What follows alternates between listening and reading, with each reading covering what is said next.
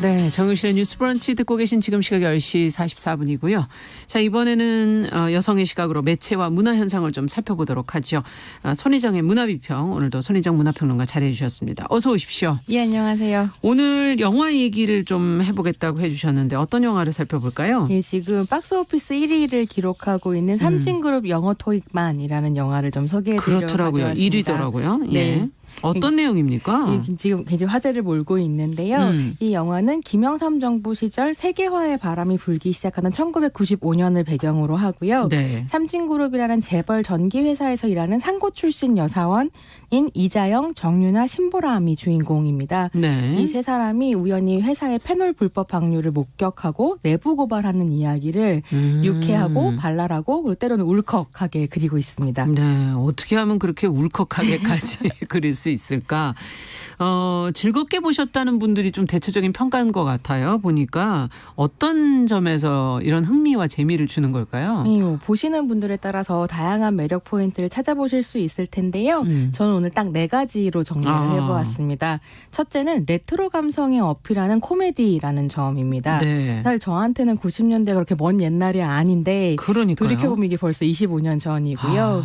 이 90년대라는 게 80년대 시장이 개방되고 87년에 민주화가 달성이 그렇죠. 되면서 약간 무엇이든지 할 수 있는 가능성의 시대이자 문화의 시대로 열렸습니다. 그래서 뭐 시대의 아이콘이었던 서태지와 아이들이 등장을 하고 이것과 함께 X세대가 X세대 했고요. 그 표현이 맞아요. 예, 그러다 보니 지금 2010년대 중반부터 약간 미래가 잘 보이지 않는 세계가 열리면서 90년대식 패션이나 감성, 음악 등이 어딘가 촌스러운 듯 어딘가 매혹적인 듯 향수의 대상이 되고 있죠. 삼토바는 이런 트렌드를 잘 활용했고요. 그러다 보니까 또 새 주인공의 패션 스타일이 지금 화제입니다. 아, 패션까지도. 네. 그래서 뭐 엄마, 이모 옷장 속에 있던 그 옷이라면서 이 세 사람의 패션이 주목을 받고 있습니다. 25년 전 옷 버리지 말 걸 그랬네. 그러니까 패션이 더 돌아오고 있다라는 얘기들을 네, 하고요. 옷을 10년은 못 견뎌가지고. 두 번째로는 네. 장르적으로도 굉장히 웰메이드입니다. 이 영화의 장르가 코지 미스터리 장르인데요. 다시 한번 설명해 주세요. 네, 코지 미스터리라고 하는데 이 코지는 편안하다, 아늑하다라고 하는 뜻의 영어 단어입니다. 네. 그래서 형사나 탐정이 아닌 보통의 아마추어가 그러니까 보통의 인물이 사건을 해결해가는 약간 소프트한 탐정 수사 장르예요. 그걸 코지 미스터리라고 표현하는군요. 네, 그렇습니다. 네. 그래서 대기업 말단 직원인 세 친구가 회사의 비밀을 캐는 과정에서 또 이제 조금씩 성장하면서 결국 내부 고발을 성공하고 위기에 빠진 회사를 구하는 내용이거든요. 그리고 또 편집 템포도 빠르고 반전에 반전을 거듭하는 부분들이 있어서 그냥 넘어갈 수가 없는 거군요. 예, 보는 재미가 좀 있습니다. 예. 게다가 이제 이런 소시민의 정의로운 싸움이 결국은 승리한다라는 이야기인데 사실 2020년에 소시민이 승리한다라는 얘기가 잘 상상이 안 가잖아요. 그렇죠. 그러다 보니 이제 이 시대에 지친 관객들의 마음에 위로가 되는 것이 아닌가. 그리고 세 번째로 흥미로운 점은 이 영화가 여성 영화라는 점입니다. 여성 주인공 아까 세 명이라고 얘기하셨어요. 주인공이 여성 주인공들일 뿐만이 아니라 같이 이제 토익 공부를 하는 다른 여직원들이 함께 이제 합심해서 불이랑 싸우거든요. 그래서 이제 최근 여성 서사를 요구하는 관객들의 요구가 높아졌다는 이야기는 문화비평 시간에도 몇 번 소개해드렸었는데요. 그쵸. 그 요구에 아주 충실하게 부응하고 있는 작품입니다. 그래서 막 남성 영웅들이 거학과 싸우고 이런 게 아니라 일상을 가능하게 하는 핵심적인 노동을 하는 여사원들이 그러니까 여성 노동자들이 불의에 맞서는 거죠.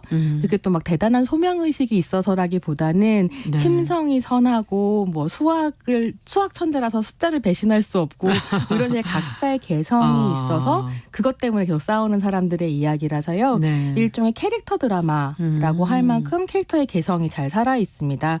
그리고 이 세 번째 요소가 네 번째 매력으로 이어지는데요. 어떻게요? 이게 이제 말하자면 그 다양한 캐릭터들을 연기한 배우들을 보는 즐거움이 대단해요. 그래서 주연부터 조연까지 배우의 연기를 보시는 재미가 또 좋습니다. 네, 젊은 배우들의 그 연기가 또 재미있는 부분이 있군요. 네. 자, 정말 4가지나 꼽아주셔서 하나만 좀 잘 맞아도 볼만하지 않을까 하는 그런 생각이 들고요. 네, 그렇습니다. 네. 근데 기업들이 지금 그 90년대면 정말 세계로 나가라. 세계화를 정말 외쳤던 그 당시 분위기가 느껴지고 네. 기억도 나고 네네. 그때 또 여성 노동자들의 현실은 또 지금보다도 훨씬 열악했잖아요. 네, 그렇습니다. 네. 그런 거 굉장히 잘 보여주는데요. 90년대 기억하시는 분들은 아마 김영삼 대통령이 해외 순방 갔다 와서 네. 지금부터 세계화다 이렇게 얘기했던 거 기억해요. 근데 사실 이제 그 세계화의 흐름 안에서도 어떻게 한국의 기업들이 세계적인 표준에는 못 다다르고 있었는가 이런 것들 좀 볼 수도 있는데요. 여성 노동권 운동을 하는 친구가 이 영화를 보고 나와서 네. 이렇게 여성 노동에 대해서 정확하게 묘사한 영화를 본 적이 없다. 라고 얘기를 하더라고요.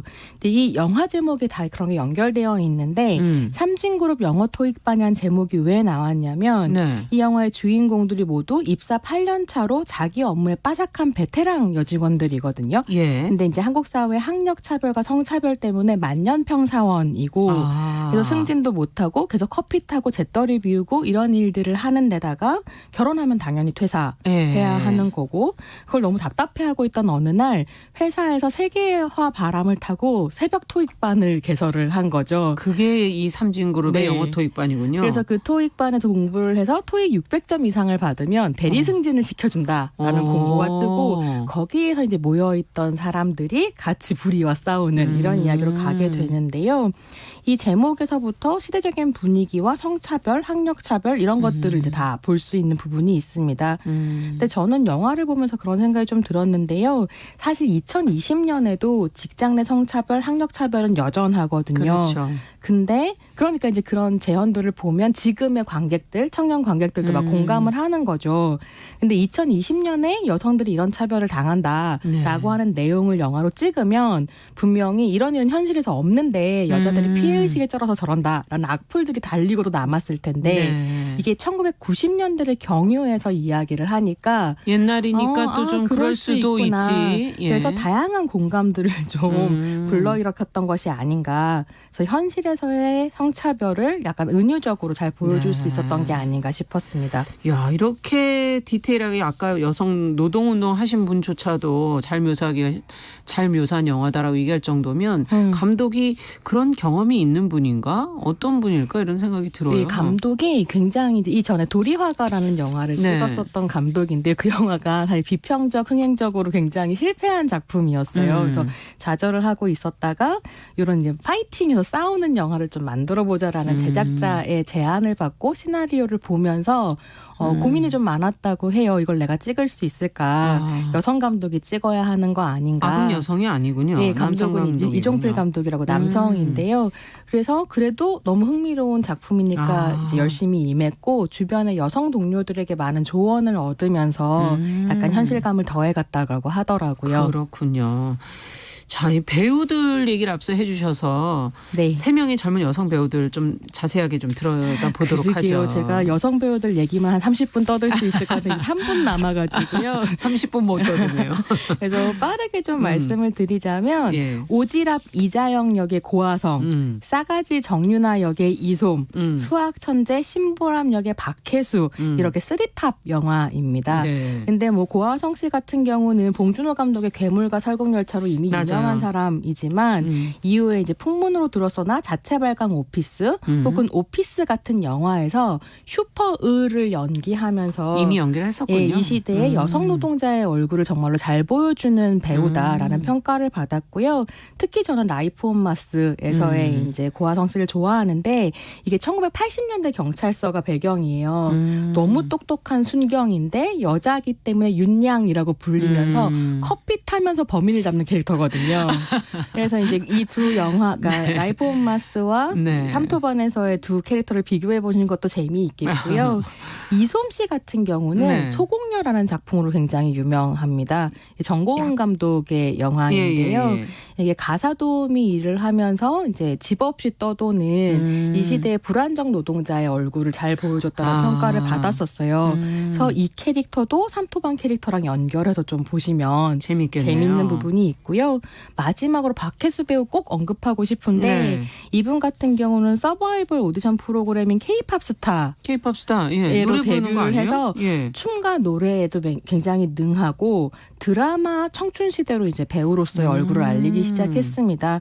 그리고 이제 영화에서는 스윙키즈로 스크린 데뷔를 했는데요. 그렇군요. 이 케이팝 스타 청춘시대 스윙키즈의 3토방까지 제가 사람 얼굴 잘 못 알아보긴 하는데 이 4명을 다 똑같은 사람이라는 걸 매치를 잘 못 시켰어요. 볼 때마다 이 배우 누구지? 너무 매력적이다고 네. 찾아보면 박혜수고 그래서 굉장히 다양한 얼굴을 가지고 있는 힘든데. 배우여서 다음 작품이 어떨까를 기대하게 됩니다. 네. 자, 그렇다면 여성 서사로서 이 영화를 주목하는 분들이 꽤 있으시더라고요. 예, 그렇습니다. 그래서 이게 개봉 직후에 온라인에서 페미 묻은 장면만 아니면 정말 재밌다라는 평이 올라와서 화제가 됐었어요. 네. 어떤 관객들은 이 평을 보고 그렇다면 그야말로 명작인 모양이다 이렇게 이제 응수하기도 했는데요. 네. 사실 한국의 여성 주인공 영화가 너무 없다 보니까 여자가 주인공이기만 하면 페미니즘이다 그렇죠. 이렇게 얘기하는데 사실 페미니즘적인 부분도 있지만 그런 페미니스트로서는 그걸 즐기면 되지만